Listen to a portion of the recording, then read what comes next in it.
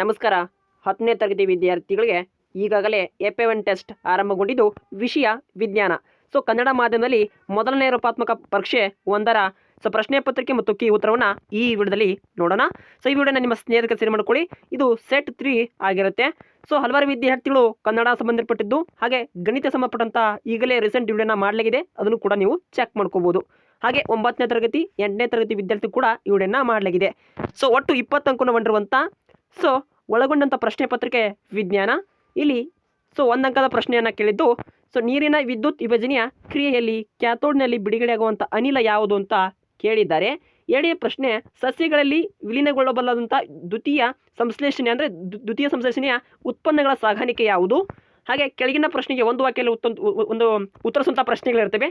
ವಿದ್ಯುತ್ ವಿಭವಾಂತರವನ್ನು ನಿರೂಪಿಸಿ ಪ್ರಶ್ನೆಯನ್ನು ನೋಡ್ಕೋಬೇಕಾಗಿರುತ್ತೆ. ಇನ್ನು 2-3 ವಾಕ್ಯದಲ್ಲಿ ಉತ್ತರಿಸುವಂಥ ಪ್ರಶ್ನೆ, ಮಾನವನ ಹೃದಯ ಒಂದು ಭಾಗವನ್ನು ಗುರುತಿಸಿರುತ್ತೆ. ವೃತ್ತಕ್ಷಿಗಳ ದಪ್ಪ ಭಿತ್ತಿಯನ್ನು ಹೊಂದಿವೆ, ಅವನ್ನ ಕಾರಣ ಕೊಡಬೇಕಾಗಿರುತ್ತೆ. ಅದನ್ನು ಕೂಡ ನೋಡ್ಕೊ. ಹಾಗೆ ನೀರಿನ ವಿದ್ಯುತ್ ವಿಭಜನೆಯ ಉಪಯೋಗಿಸುವಂಥ ಉಪಕರಣ ಚಿತ್ರವನ್ನು ಬರೆಯಿರಿ. ಕೆಳಗಿನ ಭಾಗಗಳನ್ನ ಗುರುತಿಸಬೇಕಾಗುತ್ತೆ. ಗ್ರಾಫೈಟ್ ದಂಡ ಮತ್ತು ಕ್ಯಾಥೋಡನ್ನು ಗುರುತಿಸಿ. ಇನ್ನು 3-4 ವಾಕ್ಯದಲ್ಲಿ ಉತ್ತರಿಸುವಂಥ ಪ್ರಶ್ನೆಗಳು ಅವು ಕೂಡ ಇವೆ. ಅಂದರೆ ಲೆಕ್ಕ ಆಧರಿಸಿ, ಅಂದರೆ ಪ್ರೆಸೆಂಟ್ ಓರಿಯೆಂಟ್ ಕ್ವಶನ್ಸ್ ಇರ್ತವೆ. ಉತ್ತರಿಸಿದಂಥ ಪ್ರಶ್ನೆ ಇವೆ. ಇಲ್ಲಿ ಕೀ ಉತ್ತರ ನೋಡೋಣ ಬನ್ನಿ. 1ನೇ ಸರಿಯಾದ ಉತ್ತರ ಹೈಡ್ರೋಜನ್ ಅನಿಲ ಉತ್ಪಾದನೆ ಆಗುತ್ತೆ. ಸಸ್ಯಗಳಲ್ಲಿ ವಿಲೀನಗೊಳ್ಳಬಲ್ಲಂಥ ದ್ವಿತೀಯ ಸಂಶ್ಲೇಷಣೆ ಅಂದರೆ ವಸ್ತು ಸ್ಥಾನಾಂತರ ಅಂತ ಕರಿತೀವಿ. ಇನ್ನು 1 ಅಂಕದಲ್ಲಿ ವಿದ್ಯುತ್ ವಿಭವಾಂತರವನ್ನು ನಿರೂಪಿಸಿ ಅಂತ ಕೇಳಿದ್ದು, ಒಂದು ಏಕಮಾನ ಆವೇಶವನ್ನು ವಿದ್ಯುತ್ ಮಂಡಲದಲ್ಲಿ ಒಂದು ಬಿಂದುವಿನಿಂದ ಇನ್ನೊಂದು ಬಿಂದುವಿಗೆ ತರುವಲ್ಲಿ ಆಗುವ ಕೆಲಸ. ಓಕೆ, 2 ಅಂಕ ಸಿಗುತ್ತೆ. ಇನ್ನೊಂದು ರೋಧಕ ಮತ್ತು ಬ್ಯಾಟ್ರಿಯನ್ನು ಅಮೀಟರ್ ಎಂದು ಗುರುತಿಸಬೇಕಾಗುತ್ತೆ. ಈ ಡಯಾಗ್ರಾಮ್ನ ಹಾಕಿ.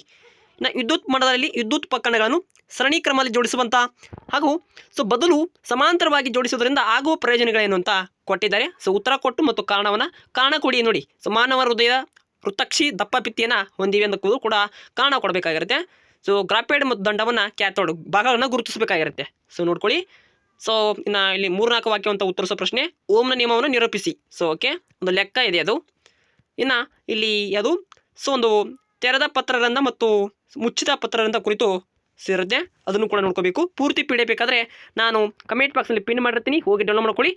ಉಳಿದ ವಿಷಯವನ್ನು ಈ ಸದ್ಯದಲ್ಲೇ ವಿಡಿಯೋನ ಮಾಡಲಾಗತ್ತೆ ಅಂತ ಹೇಳ್ತಾ, thank for watching, have nice day.